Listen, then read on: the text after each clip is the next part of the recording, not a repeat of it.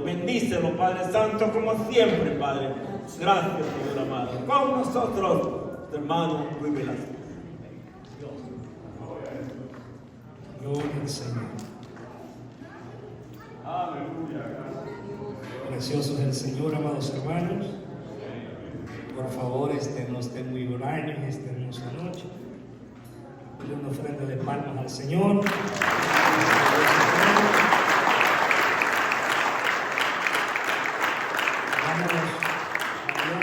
El Señor que nos permite entrarnos en otras materias. Yo siempre he dicho, la conferencia matrimonial es así.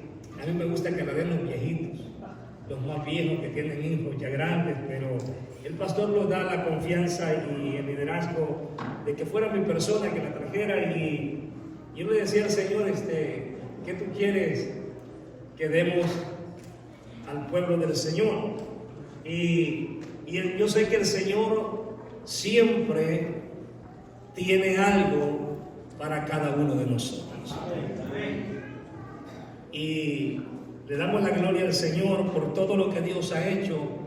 La iglesia, hermanos, no solamente a nivel local, sino prácticamente la iglesia a nivel mundial está pasando cismas donde necesitamos como iglesia, como familias, volver a la senda antigua. Amén.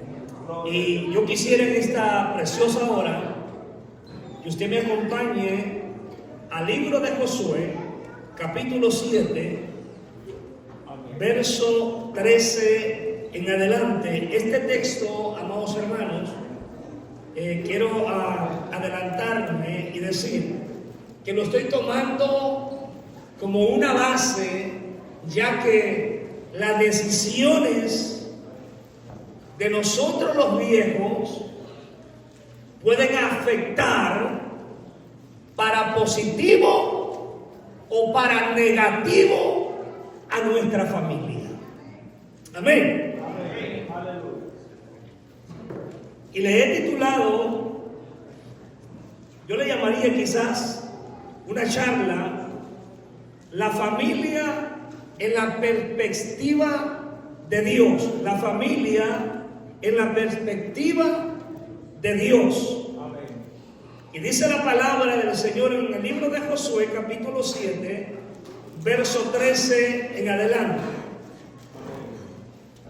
Dice Dios a Josué, después de una decepción tan grande que tenía Josué, de que el pueblo había venido de victoria en victoria, viendo los grandes triunfos que Dios había dado, y una ciudad insignificante puso stop a las victorias del pueblo de Israel. Y dice la palabra, honrando al Padre, al Hijo y a su Santo Espíritu: levántate, santifica al pueblo y di: santificaos para mañana, porque Jehová, el Dios de Israel, dice así: anatema hay en medio de ti, Israel.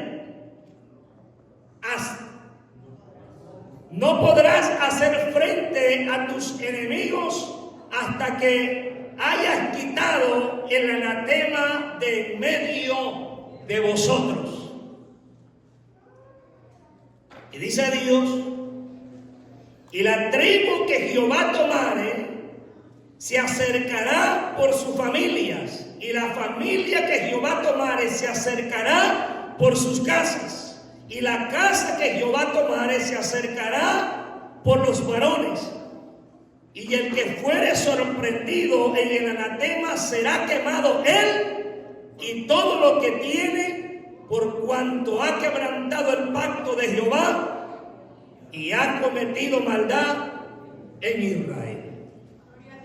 Hemos orado por la palabra. Tome asiento.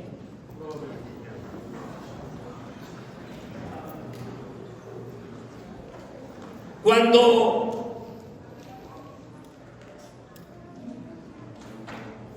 meditaba en este texto, rápidamente rápidamente la palabra me llevó al contexto de esta palabra, ya que las victorias de la casa de Israel, amados hermanos, se debían al Dios grande y poderoso y libertador que la casa de Israel tenía.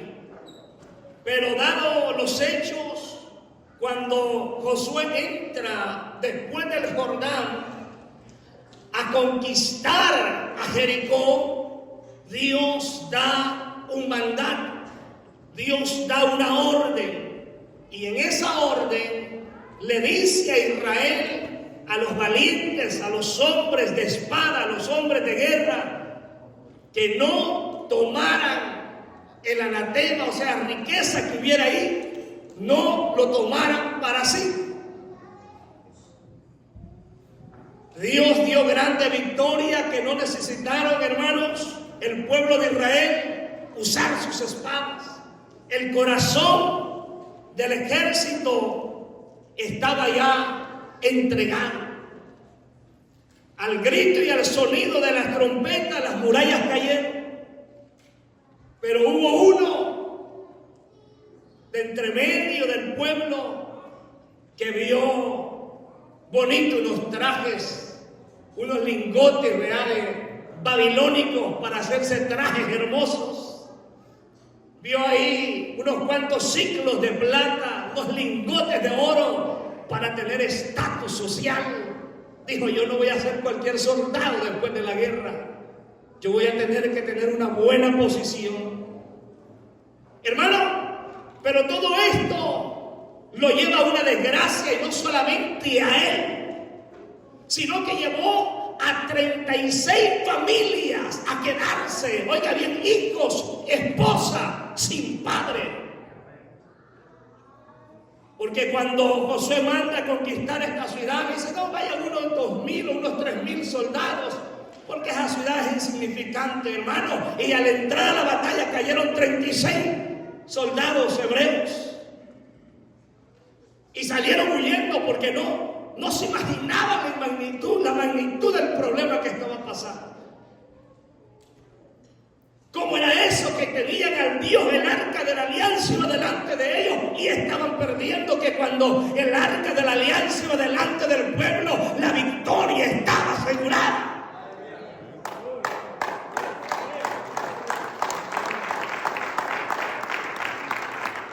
Y yo me quedaba meditando y diciendo, muchas veces dentro del pueblo del Señor hay anatema, y esto no lo deja continuar las victorias que Dios nos ha prometido. Y la cuestión es que cuando el anatema también es llevado a la casa de Acán, lo llevó y lo escondió bien. Pero delante de Dios, hermano, el anatema estaba tan visible que Dios, oiga bien, lo aborrecía y apestaba el anatema delante de Dios. Y yo no quiero incomodar a nadie, solamente les dije que quería tomar este texto para desarrollarme en estos últimos minutos que faltan.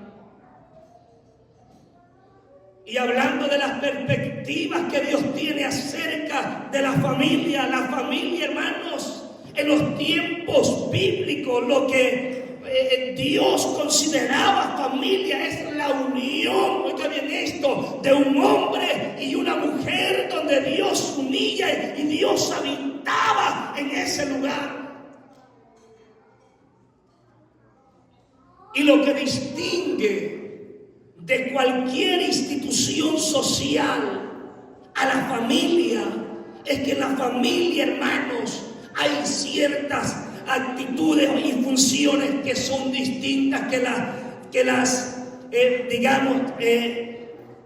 empresas, comunidades o cualquier institución no las tienen.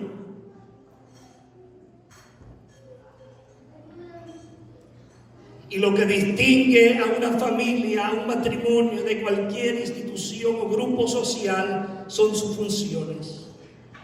En primer lugar, es un lugar de común. Oiga bien esto, residencia, donde la familia tiene un lugar de común habitación, donde la familia habitan, diga conmigo, juntos, no uno por la esquina y el otro por el otro lado. Amén. La otra función es la satisfacción de las necesidades por los pequeños, no digo la otra palabra, la función de las necesidades conyugales, que es la familia. Las necesidades afectivas que necesita una familia. La unidad primaria de la cooperación se da en la familia. Todos cooperamos en el hogar. Número 5, la procreación y en las nuevas generaciones que vienen. Solamente la procreación se da en la institución establecida por Dios, que es el matrimonio, la familia, el hogar. Y cuando hablo de la palabra hogar, hablo, y ustedes me van a comprender, que en nuestros tiempos, no es que sea tan viejo, no es que sea tan adentrado en edad, pero no estoy tan joven todavía. Pero me recuerdo cuando todavía estaba mi abuela y los mayores de mi familia, nos juntábamos quizás 3, 4 casas de mis tíos, mis tías, todos los primos juntos, y los viejos hacían un fogón y ahí nos contaban las historias y los valores y a respetar a los mayores. O sea, alrededor de esa hoguera los manteníamos calientes. De ahí viene la palabra hogar, de hoguera, donde se atizan tizones para que el matrimonio esté calientito. Y algunos les han metido mucho fuego, creo yo, que están en llamas, alabado sea Dios. Entonces, la familia en los tiempos bíblicos se miraba desde un punto de vista diferente. La familia, tanto en el Antiguo Testamento como en el Nuevo Testamento, jugaron roles tan importantes en esta tierra, que era en las familias donde Dios comenzaba a glorificarse, y cuando Dios quería hacer algo en una nación, antes de visitar al Estado, visitaba a una familia.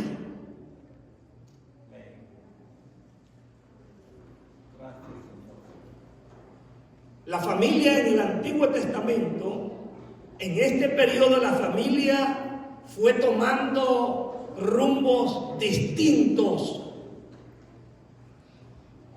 de los parámetros que Dios había establecido al hombre y a la mujer. Tanto fue que la familia, el hombre fue queriendo parecerse a los matrimonios de las naciones vecinas que eran paganas. Y por eso es que vemos este efecto todavía nosotros como matrimonios cristianos, que todavía hay algunos matrimonios que todavía están imitando, oiga bien, a los que no son, dígalo conmigo, a los que no son cristianos. Y con el respeto de nuestros pastores y nuestros ancianos y nuestros diáconos, yo quiero decir esto con toda solvencia. Nosotros como líderes y esposas de líderes deberían de ser el modelo de la iglesia de mujeres de bien, honestas, castas y prudentes. A su nombre. De nosotros los varones deberíamos de ser el ejemplo de hombres y esposos. Oiga bien, amadores de nuestras esposas, que aunque sean rebeldes, amarlas así como Dios nos la quiere.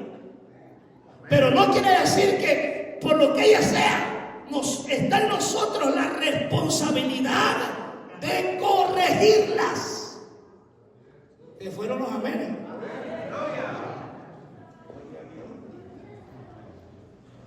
La enseñanza no solamente para ustedes, desde mi casa, desde el predicador para abajo, desde el predicador para abajo.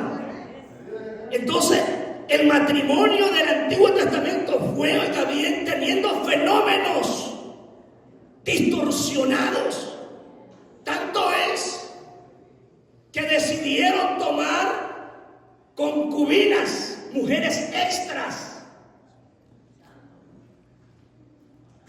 Yo sé que las de ahora son bíblicas, que no aceptarían eso jamás. Ni Dios también lo aceptaría.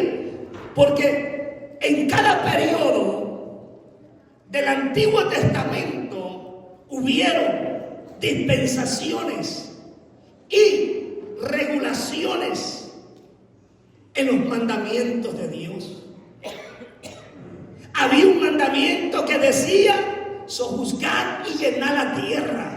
Y ellos se basaban a eso para decir: una mujer no me basta para llenar la tierra. Y miraban que los vecinos, oiga bien esto, que eran paganos, tenían 2, 3, 4 concubinas. Bueno, Salomón tuvo 1000 mujeres. Pero la raíz no era solamente culpa de Salomón, sino que Abraham, oiga bien esto, tuvo una concubina. Y el problema que le acarrió hasta hoy. ¿Ya? Jacob tuvo ¿cuántas concubinas? Tuvo 2 esposas y 2 concubinas. Y el problema que le acarrió. ¿Y qué había dicho Dios? Por tanto, dejará el hombre ¿a qué? Escuchen esto, digan las mujeres, escuchen esto, varones.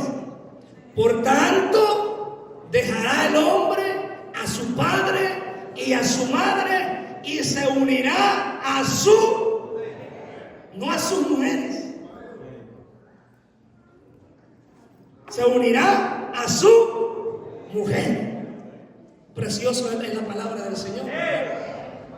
Entonces, ellos distorsionaron esto. Y los problemas que se acarrearon hasta el día de hoy siguen las secuelas. Tanto fue que Dios permitía que el hombre de casa, la cabeza del hogar, fuera el jefe, el líder, el que gobernaba su casa, fuera el juez. Pero después, al ver las naciones que tenían un sistema diferente, ya no quisieron los jueces, sino que dijeron: queremos reyes que los gobiernen. Ahí les comenzó la aflicción cuando les comenzaron a imponer los impuestos para sostener al rey. Y ahí es donde algunas familias comenzaron a enriquecerse más y todo el tesoro de la nación venía a las familias de los reyes. ¿Vean? Entonces, la familia del Antiguo Testamento sucumbió en fenómenos que distorsionaron muchas veces el plan divino de Dios. Pero ahora nosotros, amados hermanos, vemos que la familia del Antiguo Testamento era patriarcal, o sea, paterna, que se respetaba la palabra del Padre. Amén. Digan amén las hermanas. La familia en el Antiguo Testamento era patriarcal, no matriarcado, porque el matriarcado no era el plan de Dios, donde la mujer gobernaba, no, porque donde la mujer gobierna, ahí hay anatema adentro, porque el diseño de Dios es que Dios responsabiliza al hombre para dirigir la familia, porque la mujer dirigirá la casa con las emociones, no con la cabeza. Y hemos visto estos fracasos terribles cuando la mujer gobierna y sucumbe al hombre y lo aparta de su lugar. Se fueron los amén. Esto es como ustedes, varones. Entonces, cuando vemos estos casos, ¿Se recuerdan de Jezabel? ¿Se recuerdan de ella? En estos tiempos, hermano, ese mismo espíritu está muchas veces en los hogares no cristianos, pero lastimosamente ese mismo espíritu está afectando, oigan bien esto, en los hogares cristianos. Diga amén o no diga amén, eso es así.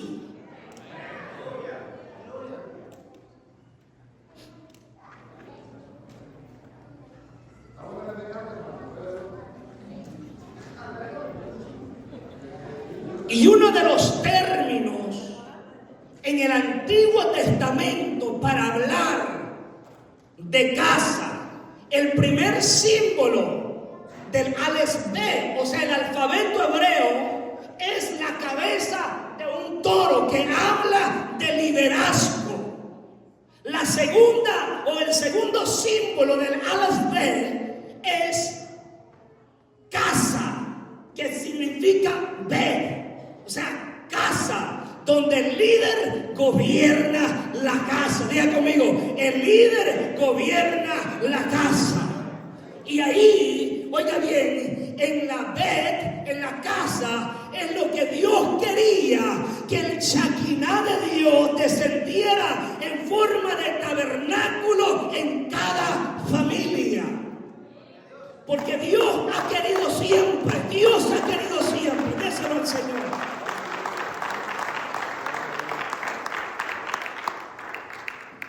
El término para casa en el hebreo es Bet, que es el segundo símbolo, que es una casa. Pero también el mismo hebreo le da el término a familia, que es Mishpahat, que es familia, donde se comparten responsabilidades. Dígale al que está a su lado, hay que compartirnos responsabilidades. Gloria a Dios. Aleluya. En el Antiguo Testamento, Dios siempre vio a la casa de Israel, que Israel tenía el tabernáculo de Dios, donde Dios descendía su presencia en ese tabernáculo. Pero además de ese tabernáculo, cuando ya pasan a las tierras prometidas, Dios quería usar cada casa, cada familia, como tabernáculo de Dios. Amén. Dígalo conmigo. Dios quiere usar mi familia como tabernáculo de Dios, donde la presencia de Dios habita. Precioso es el Señor.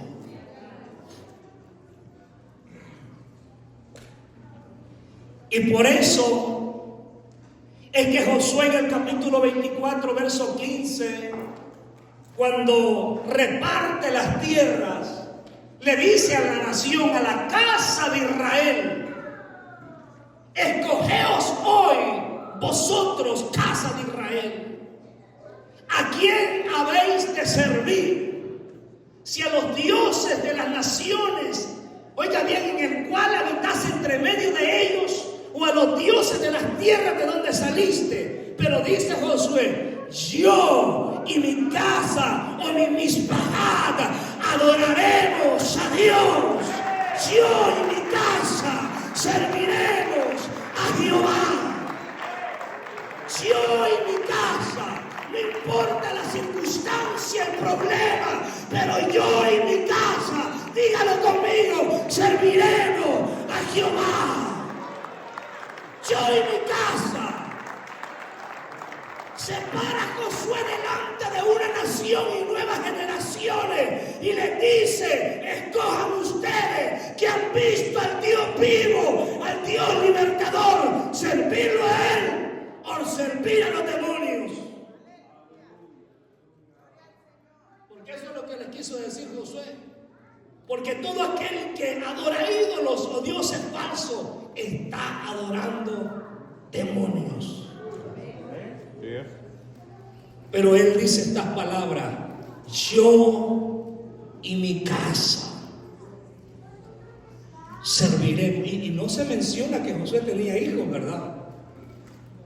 Pero como casa eran todos aquellos que habitaban bajo la cobertura del techo del hogar. Era responsabilidad de Josué que todos los que habitaban en su casa sirvieran a Jehová. Diga conmigo los varones, tenemos grande responsabilidad. Que nuestras esposas sirvan a Dios, que nuestros hijos sirvan a Dios. Precioso es el Señor. Y Dios, desde el Antiguo Testamento, ha mostrado su amor y su aprecio, su afecto, su misericordia por lo que nosotros conocemos hoy: hogar, familia, matrimonio. Había un patriarca que nosotros lo conocemos como el padre de la fe. Usted está bastante familiarizado y me va a comprender rápido, va a adquirir esto rápido. Abraham tenía un hogar, ¿ya? Tenía una familia, tenía un hogar, pero tenía familia, porque la familia comienza cuando nacen los hijos. Oiga esto, voy a chocar para muchos que quizás solamente se han casado por placeres o conveniencias externas, pero el propósito de Dios en el matrimonio es que se multiplique y se herede el amor y la misericordia de Dios de generación tras generación. Entonces, aquellos que se casan porque les convenía están en problemas con Dios y están en problemas ellos mismos, porque el plan del matrimonio no es ese. Precioso es el Señor. Y sucedía algo en el Antiguo Testamento, que la mujer no tenía el mismo valor que el hombre. Ahorita me van a poner un poquito serias las hermanas, pero tranquilas, que yo las defiendo desde acá. Solo sean obedientes. Precioso es el Señor. En la antigüedad, desde la caída del hombre, la mujer fue vista desde un segundo plano. Mira qué tremendo, desde un segundo plano. Tanto era que cuando un varón quería casarse, tenía que negociar a esa princesa con la que se quería casar. Si tenía unas 3 cabras peludas, decía: voy a ofrecer unas 2 cabras por ella y ese va a ser mi dote. O sea que la intercambiaba como cuando uno va a la joyería, la compraba. Y ahí no importaban los sentimientos de la doncella, de la joven, de la mujer, si amaba al que la estaba solicitando o si le gustaba, no. Ahí era porque el suegro decidía: este hombre es adinerado, tiene con qué sostener a mi hija, a este se la doy. No importaba si fuera viejito, fuera feo, hermano, nada de eso. Lo que el suegro quería era que le pagaran bien por su hija. Ahí no importaban los sentimientos de la mujer. En nuestros países me comentaban antes que para que le dieran la hija a alguien, si tenía vaquitas, le llevaba algunas 2 peluditas. Si no tenía, lo que llevaba era un tercio de leña y lo tiraba en el patio de la casa. Lo tiraba en la noche, que nadie lo viera. Y si lo lo quemaban, ese tercio de leña, era que lo aceptaban. Pero si no lo quemaban, el individuo tenía que irlo a recoger de noche y era una vergüenza para él. Yo no sé a cuántas de ustedes, las más grandecitas, les pasó así. A nadie, ¿verdad? No, den gloria a Dios por eso, hermanos.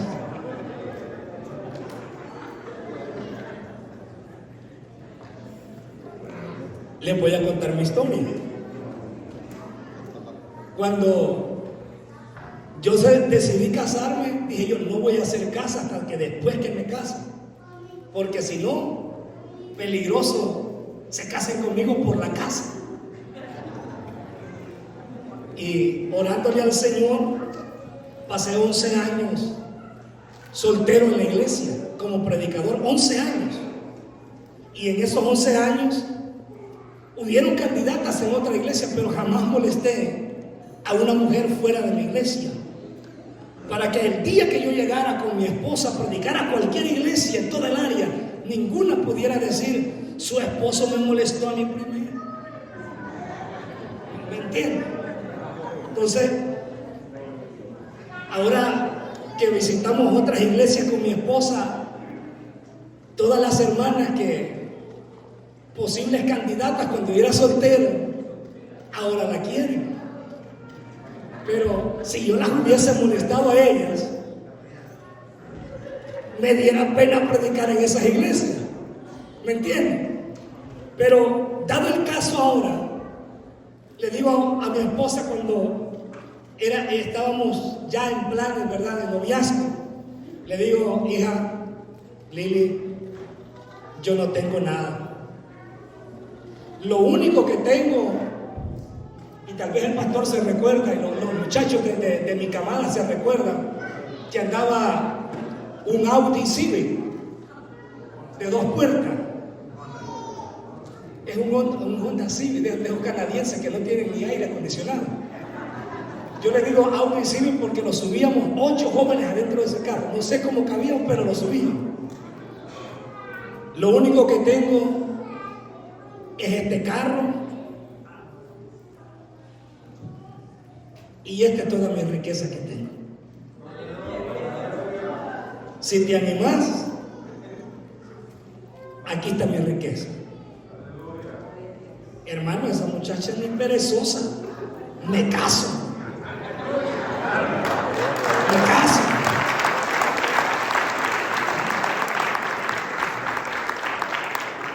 Y ya casi se la llevaban para El Salvador. Uno que estaba queriendo llevársela para allá, ¿verdad? Pero Dios, hermano, vivimos juntos en el mismo basement. Vivimos como 3 años ahí. Éramos hermanos, éramos amigos y nunca nos llegamos a gustar. Bueno, en mi caso, yo andaba bien despistado, hermano, que todo lo mío era el Señor y la iglesia. Después de 2 años de haberme ido desde ahí, fue que comenzamos a hablar. Y hasta ahora el Señor nos ha ayudado. No crea que le ha sido fácil a ella conmigo, ni a mí con ella. Pero hasta aquí nos ha ayudado el Señor. Y nos seguirá ayudando. Y yo sé, amadas hermanas, que a sus esposos no les ha sido fácil con ustedes. Porque nosotros las vemos, ¿verdad?, todas sonrientes en la iglesia, todas amables. Pero su esposa sabe, ¿verdad?, el tesoro de joya que se han llevado. De igual manera las hermanas, ¿verdad?, miran a un gran servidor a la iglesia,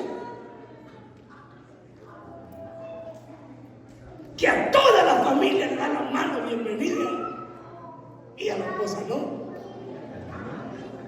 Y ayuda, ¿verdad?, a las demás hermanas con los hijos, pero los de los dejan tirados.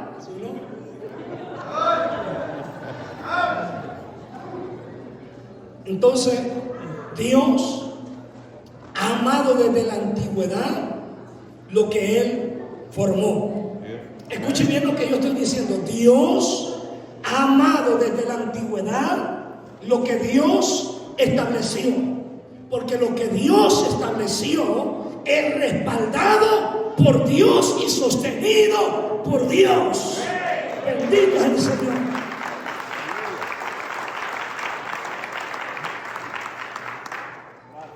Entonces, la conclusión de la perspectiva de Dios del Antiguo Testamento con el hogar, el matrimonio, la familia, es el siguiente. Primero es Dios. Diga conmigo. Primero es Dios. Segundo es la familia. Tercero, aquí va a haber tal vez discrepancia. Tercero, las leyes civiles. Cuarto lugar es la iglesia. Les voy a decir por qué. Porque cuando hablamos de matrimonio, tenemos que hablar de Dios. Porque Él es el fundador del matrimonio. Cuando Dios hizo toda la creación, fue con la visión de crear un matrimonio. ¿Cuántos estamos casados aquí? Levánteme la mano. No, levántenla bien. Sosténgala ahí. Hágale así, como que está contento de estar casado. La voz a Dios. Dígale. Hablar del matrimonio es hablar de Dios. Aleluya. Y el matrimonio que no habla de Dios, hermano, está descarriado. Entonces, primero es Dios. Segundo, la familia. Tercero, oiga bien, las leyes civiles. ¿Por qué? Porque después del diluvio, Dios estableció el gobierno humano. Estableció las leyes humanas para que el hombre se regulara y aprendiera a gobernarse y administrarse en sus errores. Para que el hombre sintiera que si no administraba bien sus hechos, iba a sentir la consecuencia de ellos. Dios le estaba dando la autoridad al hombre de que aquel que matara iba también a ser quitado, ojo por ojo, diente por diente. Que el que a hierro mata, a hierro iba a morir. Gracias, papá. Dios los bendiga a los muchachos. Bendito es el Señor. Pero las leyes civiles, o sea, el Estado, no pudo conservar la esencia y la estructura del matrimonio. Entonces Dios tuvo que levantar una iglesia. ¿Para qué? Para que fuese restauradora del plan divino de Dios. Digan conmigo, la iglesia es restauradora del plan divino de Dios. La iglesia es restauradora del matrimonio, del hogar, la familia, los hijos. Esa es la iglesia. Oigan bien esto, que nosotros los hogares encontramos, dígale que está a su lado, consuelo, amor, hermandad, coinonía. Esa es la iglesia. Cuando usted va a una fiesta, espero que ella no vaya, cuando usted va a una fiesta del mundo, yo creo que usted se siente mal, porque el propósito de esa fiesta es antivalores morales, cristianos, religiosos, antiprincipios de un matrimonio. Pero cuando usted viene a un culto, a un servicio de adoración, aquel que hizo y formó y estableció las leyes y los parámetros del matrimonio, usted se va contento, ¿sí o no? Muchas veces venimos peleando en el carro para la iglesia, venimos hermanos medios atizados para la iglesia, pero ya cuando llega a la iglesia, verá que usted se siente diferente. Cuando llega a la casa de Dios, se siente diferente, ¿sí o no? Es que ese es nuestro Dios. La casa de Dios es para restaurar familias, para restaurar hogares, para restaurar mujeres, para restaurar niños. Alabado sea el Señor.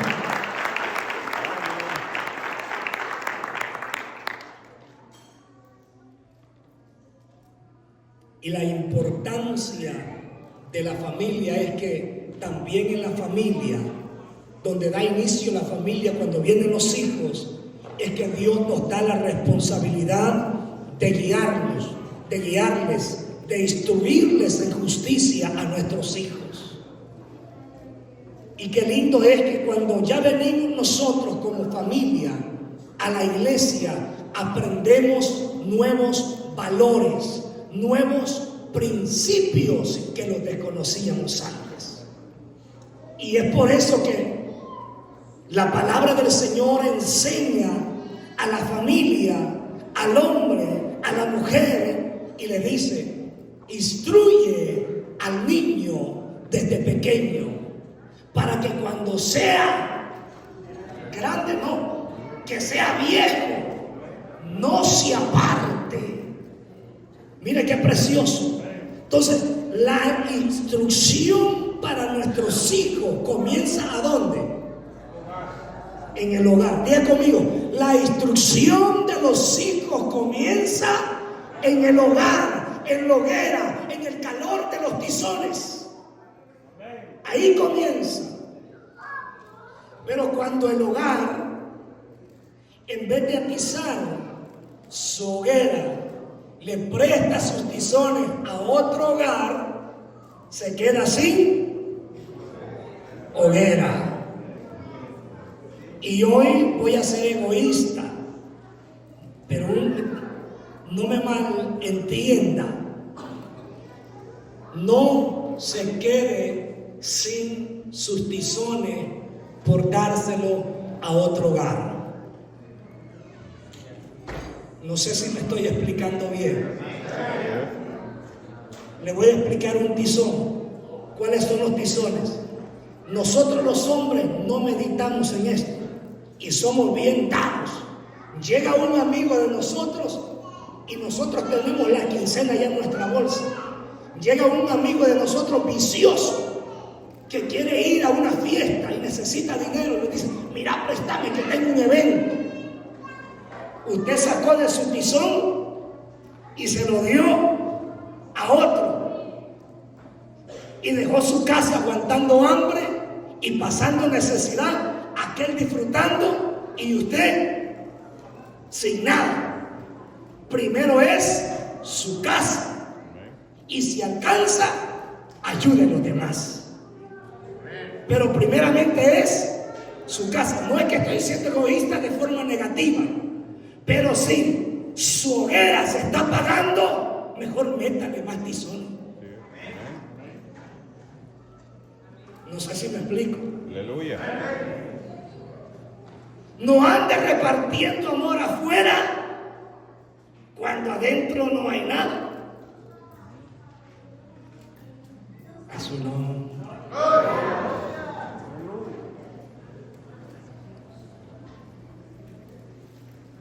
Seguimos. Aleluya. Entonces, las actitudes de nosotros arroparán a nuestros hijos. El caso que vimos de la lectura base que tomamos, el hombre, me imagino que él tomó esta decisión para darle un mejor bienestar a su casa, pero olvidándose del mandamiento de aquel que es Padre, hacedor y fundador de cada hogar. Había problema. Violar el mandato de Dios es un problema. Y acá,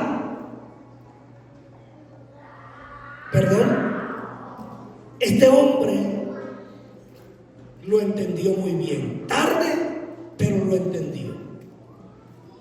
Ahora, Dios, desde el Antiguo Testamento, ha venido visitando los hogares. Y Abraham fue uno de los hombres que Dios visitó. ¿El qué? Su hogar. En el hogar de Abraham hacía falta algo. Escuche esto. En la casa de Abraham todo era bien monótono. Era serio. Ahí no había una sonrisa. Ahí no había un gozo. Todo era serio. Porque la esposa de Abraham era estéril y ya estaba pasada de su tiempo para darle a luz, darle un hijo.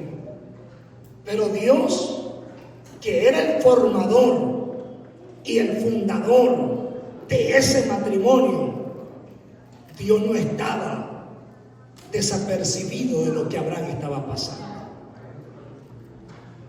A pesar que ya estaba, quizá de la edad de mi pastor, que estaba más, casi 100 años tenía ya, le faltan 20 a mi pastor, tenía Abraham.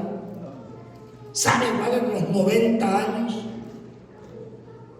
Pero Dios, Jesucristo, diga conmigo, Jesucristo, descendió, aleluya, y visitó el hogar de Abraham, y cenó con Abraham, y le dijo a Abraham: el otro año, en este tiempo, en tu casa va a haber gozo, va a haber sonrisa, va a haber alegría. Alabado sea Dios. Y por eso es que Isaac significa sonrisa, gozo, porque cuando Sara escuchó que Dios le estaba diciendo a Abraham: el otro año por este tiempo, tu amada esposa, tu princesa, tu chulada de mujer, alabado sea Dios, va a dar a luz a un hijo. Ella dijo: ¿cómo? Si el hoyo me está llamando, el sepulcro me está llamando, y este personaje le está diciendo que voy a dar a luz. Hermanos, ¿cuántos creen, aleluya, que los que no han podido lograr hasta hoy, Dios lo puede hacer ahora? Dios lo puede hacer ahora. ¿Cuántos creen, hermanos? Dios puede hacer en tu hogar lo que tú no te esperas, aunque el tiempo sientas que se te ha ido, pero la palabra de Dios es veraz y es eficaz, porque nuestro Dios es el fundador de nuestras familias.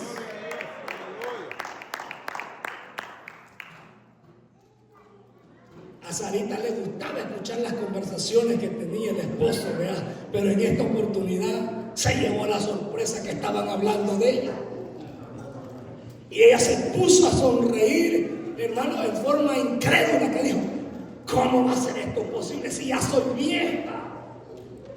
Pero, hermano, cuando tú lo ves todo perdido, para Dios no hay nada imposible. Agárrale la mano a tu mujer, a tu marido, a tus hijos, dígale: para Dios no hay nada imposible. Para Dios no hay nada imposible. Agárrensela fuerte, dígale: para Dios no hay nada imposible. Agárrensela como que la ha comprado, dígale: son mías, y para Dios no hay nada imposible.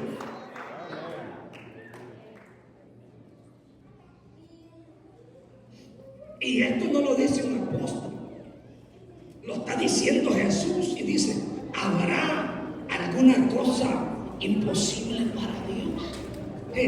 No la hay, no la hay. Entonces, desde la antigüedad, Dios ha venido visitando la familia. Y en el Nuevo Testamento, Dios ha venido visitando la familia. Con el primer matrimonio Dios hablaba cara a cara. se paseaba con ellos. ¿Cuántos quieren que Dios se pasee con nosotros? Levánteme la mano allá atrás, aleluya, y dígale: papito, aquí estoy, paséate conmigo, aleluya. Quiero hacer de mi hogar un Edén, un lugar de deleite. Dígale: papito, paséate en mi hogar, paséate en mi casa, paséate con mi esposa, paséate con mis hijos, paséate con mi esposa. Dígale: esposa, Señor, paséate con mi esposo, alabado sea Dios. Esposa, diga: Señor, paséate con mis hijos. Hermanos, tu matrimonio, mi matrimonio, está en los planes de Dios. No sé si yo me di a explicar. Hermano, mira a tus ojos, a tu familia, a tu cónyuge, a tu pareja, a tu amada, a tu amado, aleluya, que hayan venido peleados, pero ahora mirando con amor. Dígale: estamos, aleluya, en los planes de Dios, en los propósitos de Dios para estos últimos tiempos. Estamos en los planes, los propósitos de Dios. Alabado sea Dios. Dígaselo. Estamos en los propósitos y los planes de Dios. Tu casa, tus hijos, tus nietos, tu descendencia están en los propósitos de Dios.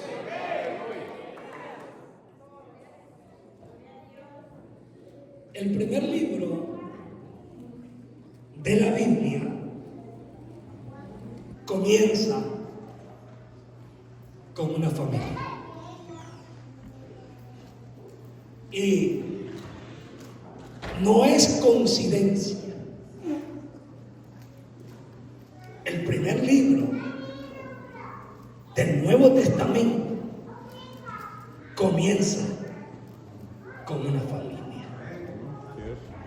Mateo 1:1, ¿qué dice?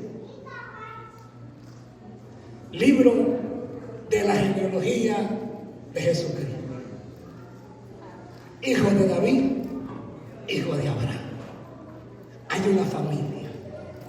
Entonces Dios, desde Abraham hasta Jesucristo, visitó y santificó 42 generaciones.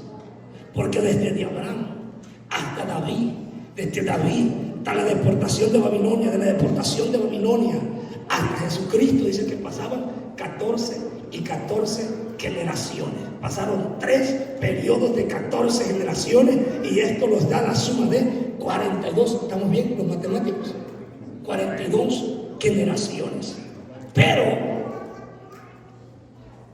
Lucas se va más allá y llega hasta Adán, hijo de Dios, que desde la primer institución fundada en la tierra, que es el matrimonio, diga conmigo, la primera institución fundada por Dios en la tierra es el matrimonio. Y mire esta estructura que en el Nuevo Testamento y hasta hoy, siglo XXI después de Cristo, es la única institución que ha sobrevivido y que se nos ha dado desde el otro lado de la historia. El matrimonio es el único que ha sobrevivido a la caída del hombre. Oiga, el hombre falló a Dios, pecó, y por él pecado entró la muerte, pero el matrimonio siguió. Vino el diluvio y el matrimonio sobrevivió. Gloria a Dios. Vinieron el periodo de los monarcas, los reyes, y quisieron exterminar los matrimonios. Pero llegó el tiempo de Cristo y todavía habían matrimonios. Alabado sea el nombre del Señor. Y cuando Cristo retorne, alabado sea Dios, todavía esperamos que haya matrimonios que alaben y glorifiquen el nombre de Jesús. Bendito es el Señor. Entonces yo quisiera que usted se fuera conmigo al Nuevo Testamento.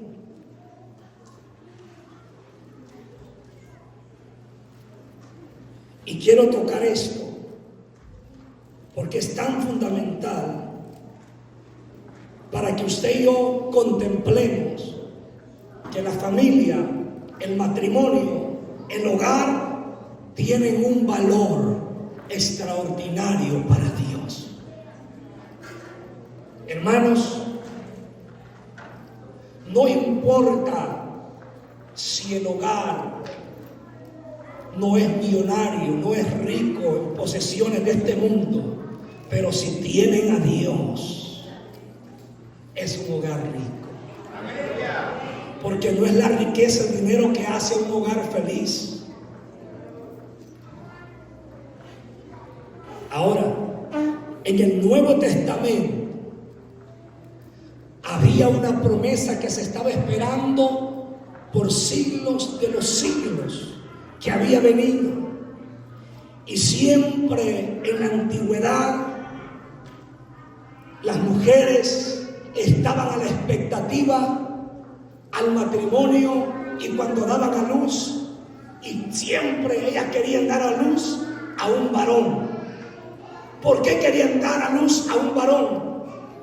Porque desde el primer matrimonio fue dada una promesa en Génesis capítulo 3 versículo 15, donde aquel que quiso destruir el matrimonio salió burlado, y Dios le da la promesa a la mujer que la simiente de ella le pisaría la cabeza a aquel que trajo dolor al matrimonio, al hogar que Dios había fundado en el Edén, en el lugar de deleite, en el jardín, en el paraíso.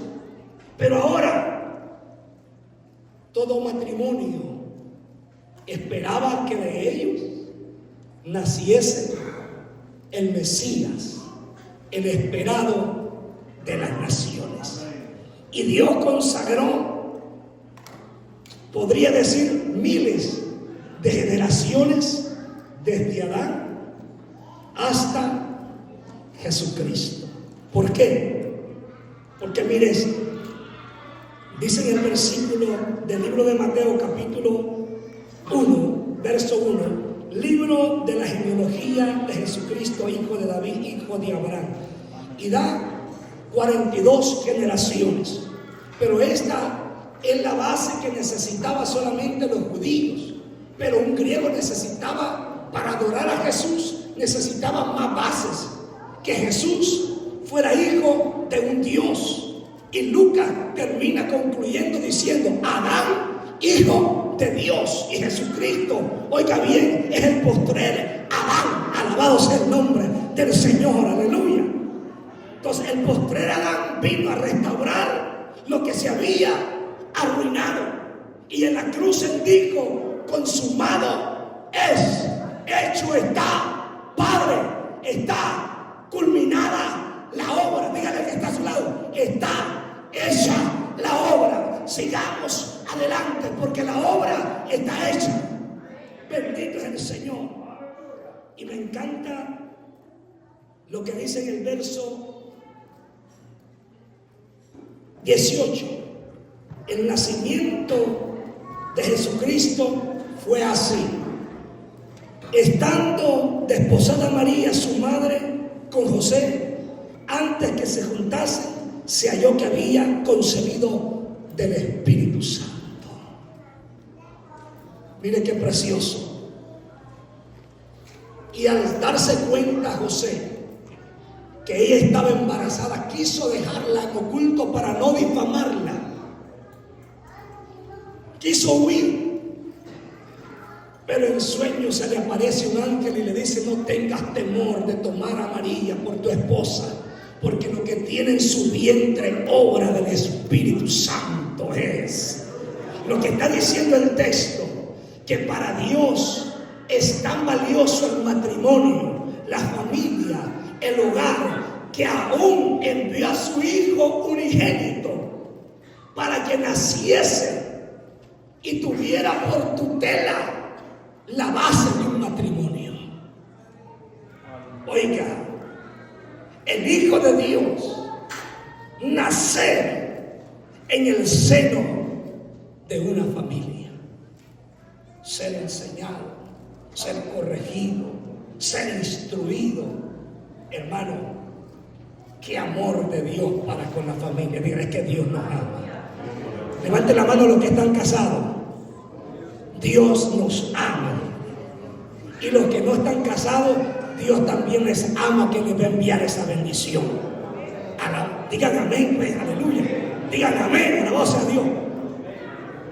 Hay un problema y un cisma grande. Y ustedes pudieron ver que hoy en las iglesias usted le dice a la juventud o les pregunta cuántos se quieren casar y dicen, ni locos,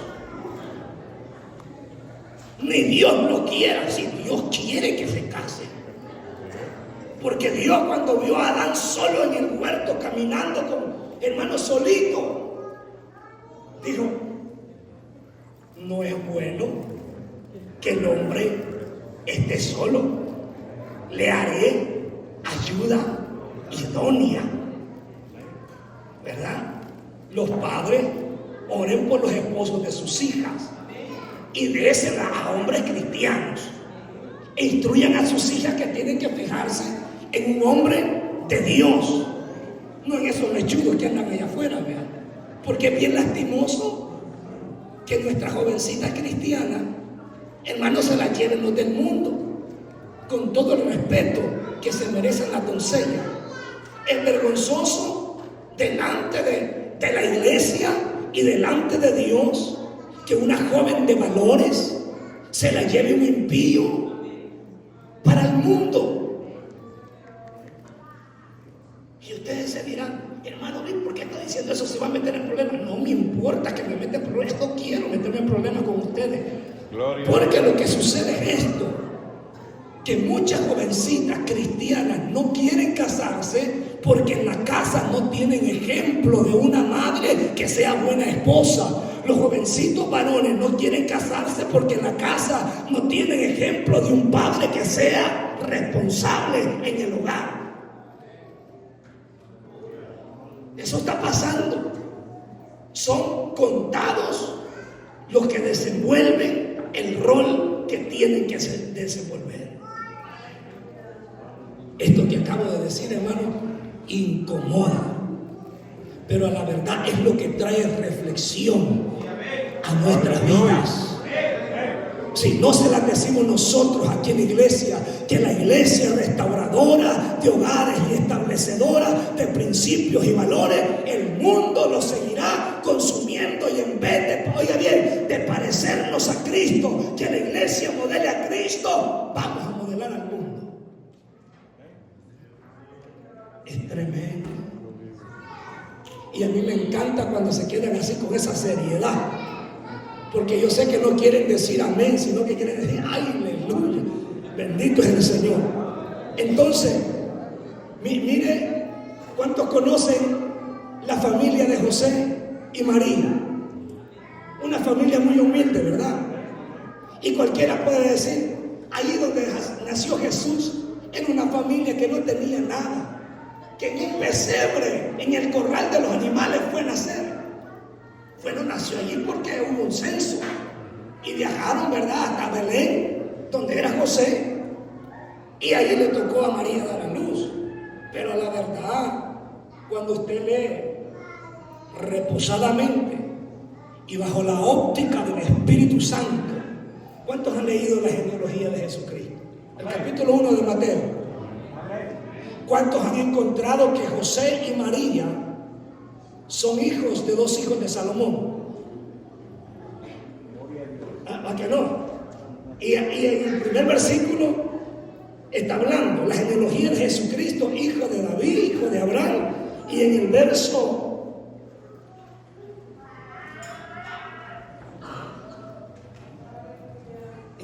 20 en adelante, en el verso 18 en adelante, habla donde José, es cuando el ángel le dice, José, hijo de David, no temas tomar a María por tu esposa. Le está diciendo José, descendiente de la familia real. Jesús no nació en cualquier familia. Él venía del linaje de reyes. Para ser un padre adoptivo, Dios tuvo que escogerlo de una familia de reyes. Pero como María también venía de la familia de David, por los dos lados, Jesús venía de la realeza a nacer entre medio de la realeza. Y cuando alguien viene de la realeza y nace entre medio de la realeza, toma el título de Rey de Reyes y Señor de Señores. Bendito es el Señor.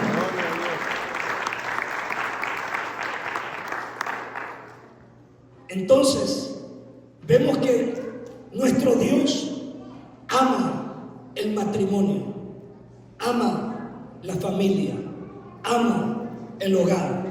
Y yo quiero que usted se abrace y diga, yo quiero amar mi matrimonio. Yo quiero amar mi familia. Yo quiero amar mi hogar. Mi fuego encendido en mi casa. Necesitamos amar lo que Dios ha hecho en nosotros. Ahora, como le dije, Dios ha visitado los hogares del Antiguo Testamento, pero Dios también visitó el hogar que José y María estaban formando. Y la sorpresa de ellos, la bendición grande de ellos, es que nació el Salvador, el que iba a quitar el pecado de su pueblo, y no solamente de su pueblo, sino de todas las naciones, de toda la familia, y en él iban a ser benditas, alabado sea Dios, todas las familias de la tierra. Y diga conmigo, allí está la mía, allí está la mía, bendecida en la simiente de Abraham, alabado sea Dios. Hermano, en Cristo Jesús tenemos un problema. Ese problema es del mundo, pero en esta noche lo vamos a quitar de la iglesia. En el mundo secular, los matrimonios son reconocidos por el apellido, ¿sí o sí? Y aquellos que no eran muy reconocidos eran menospreciados. Pero en Cristo Jesús, hermanos, todos los hogares, todos los matrimonios, levántame la mano, todos los matrimonios, todos nosotros tomamos nombre en Cristo Jesús. Tenemos identidad. Porque el hogar para eso es, para que nosotros le demos identidad a nuestros hijos. Ahora, Dios visita en el Nuevo Testamento la familia. Pero además de eso, Jesús, al crecer en un hogar, se enamora tanto del hogar que siempre donde Jesús se hospedaba era en un hogar.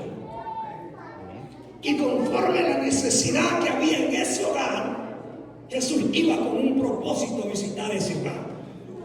Y yo no sé cuánto lo vamos a poner en la línea, que Jesús visite nuestro hogar y que lleve solvencia a la necesidad que tenemos en nuestros hogares.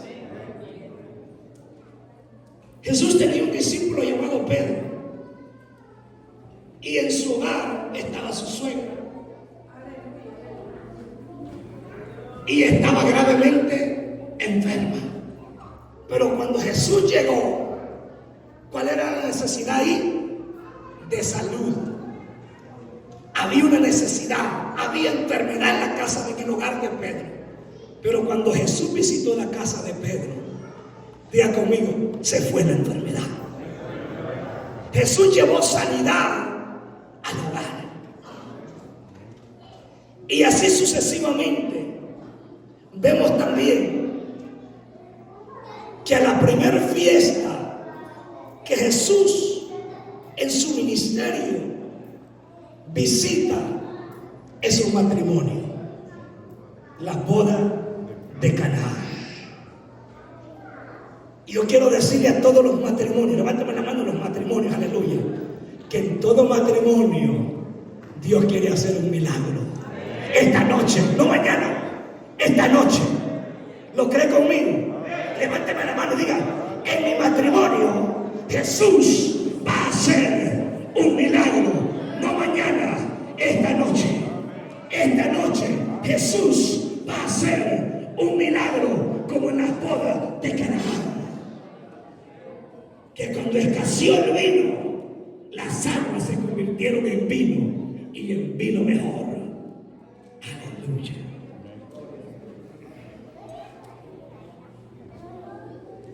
También Jesús visitó la casa de Capernaum, donde él se hospedaba en esa casa. Y en esa casa ocurrían milagros.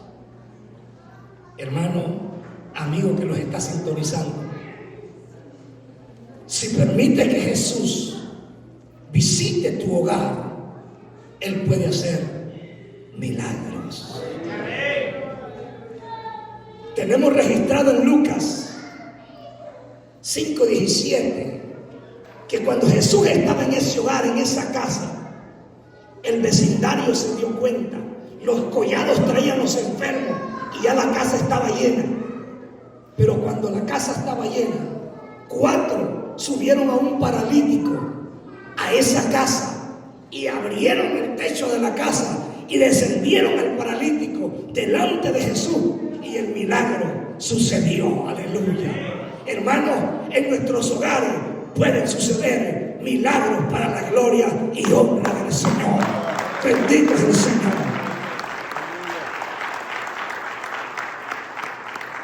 ¿Por qué estoy diciendo esto?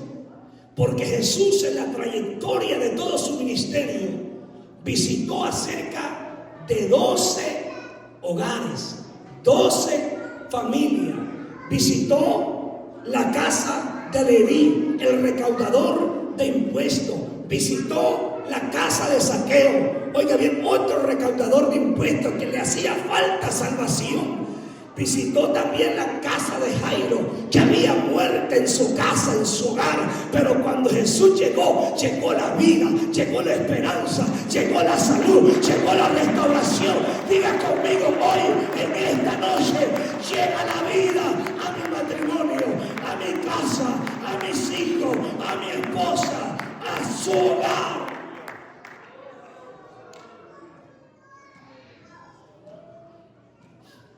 También Jesús visitó el hogar de María y Marta, que había un pleito entre las hermanas ahí, y Jesús llegó a llevar solución a eso, que hay que darle y dedicarle el tiempo a Dios y a las otras cosas cuando es tiempo. Y ahora, hermanos, es el tiempo de darle la gloria a Dios. Póngase de pie en esta hora. Es el tiempo de darle la gloria a Dios con mi casa. Aleluya. Bendito es el Señor. Yo quiero concluir con esto, diciéndole a usted: la iglesia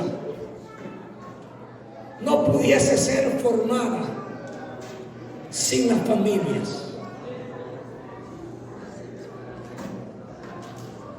Cuando el hogar, su centro de sostenimiento y dirección es Jesús, la iglesia tendrá por centro de adoración y dirección a Jesús. Yo quisiera que pasara a mi esposa, si me dan un micrófono, por favor. La iglesia, amados hermanos, está formada por familias. Como familias somos responsables de reflejar la iglesia de Cristo. Y como iglesia somos responsables de reflejar un hogar cristiano. Precioso es el Señor. ¿Le parece? Hoy es una noche especial. Si tomamos nuestro clan, nuestra familia, cada patriarca agarre su casa y véngase para acá, muevan las sillas si gusta, hermanos. Los líderes, quisiera que tanto esposa de los ancianos, diáconos, hijos, también a este lugar, nosotros como líderes necesitamos de sus oraciones. También somos familias, somos hogares que necesitamos la oración de los otros hogares. Todos llevamos luchas, llevamos cosas que necesitamos a Jesús. Vénganse. Ahí despacito, despacito, vénganse. Pero no se quede ahí atrás. Véngase para el lado de acá hasta donde lleguemos. Si llenamos el altar, no importa, hermano, véngase. Véngase para acá. En Cristo Jesús tomamos su nombre. Y eso es lo lindo. Véngase, que somos un solo cuerpo en Cristo Jesús. Mientras mi esposa entona esta alabanza, véngase acercándose. Véngase. Si hay algún soltero o alguien que no tiene su familia, véngase, agrégase conmigo acá. Véngase, véngase.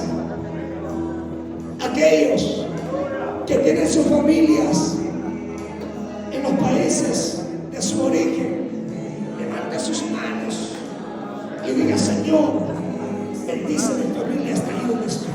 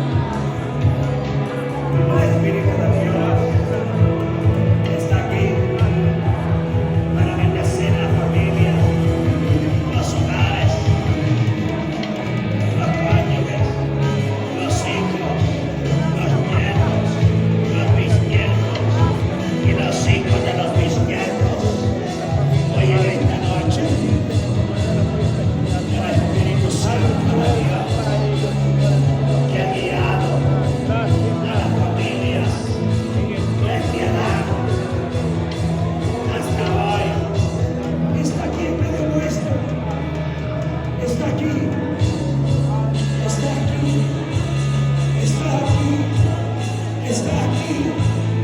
El Señor está aquí diciéndote: quiero ser el centro de tu hogar. Quiero ser la llama que arde en tu casa.